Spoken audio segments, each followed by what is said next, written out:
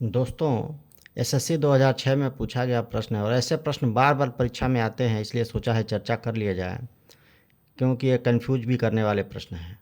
एक थैली में बराबर बराबर मूल्यों के 1 रुपये 50 पैसे और 25 पैसे के कुल 175 सिक्के हैं। ध्यान से प्रश्न पढ़ेंगे तभी उसका आंसर लगा पाएंगे।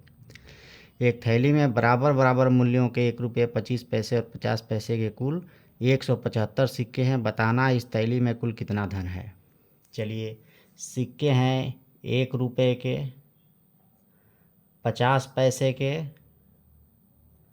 और 25 पैसे के, और इनका मूल्य बराबर है, मतलब जितने रुपए के यह हैं उतने ही रुपए के यह है और उतना ही रुपया इनका भी है, और कुल 175 सिक्के हैं। हम जानते हैं कि अगर 1 रुपये का यन रुपया है, मान लीजिए यन सिक्का है, यन रुपया है, तो इसका 2 गुना होना चाहिए, क्योंकि 2 50 पैसा मिलेगा तो 1 रुपया बनेगा, तो यह 2 यन होगा।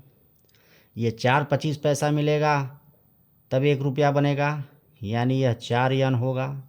अगर यन रुपया है, यन सिक्का है, तो यह 2 यन होगा और यह 4 यन होगा।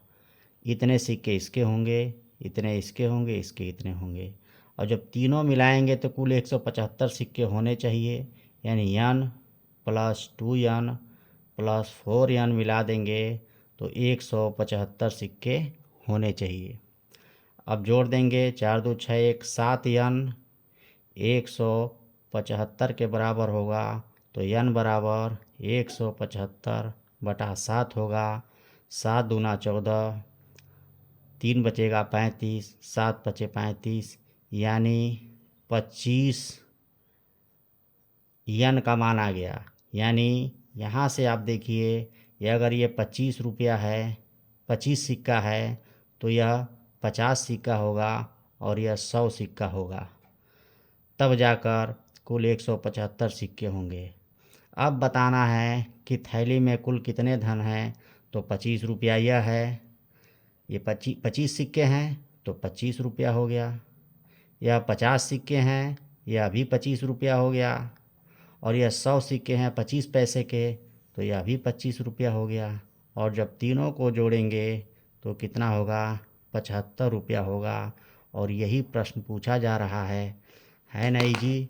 ऐसे लगाएंगे ABCD ऑप्शन में से ए ऑप्शन सही होगा, और यही हमारा आंसर होगा। कितना, 75 रुपया। तो ऐसे इन प्रश्नों को लगाएंगे तभी सही होगा कॉन्सेप्ट के साथ। Thank you for watching.